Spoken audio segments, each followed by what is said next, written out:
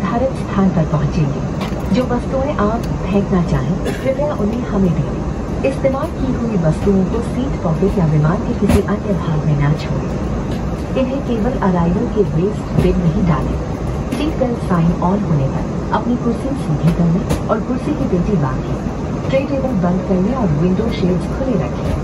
कृपया शौचालय का प्रयोग न करें और सभी इलेक्ट्रॉनिक उपकरणों को बंद या फ्लाइट मोड में रखें।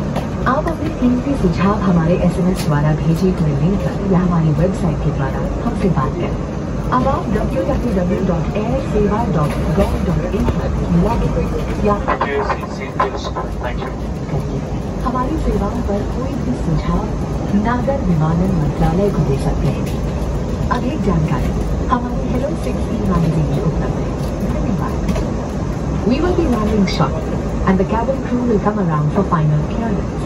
Please make sure that your seating area and seat pocket is clear of anything that is to be discarded. Do not leave behind any used personal items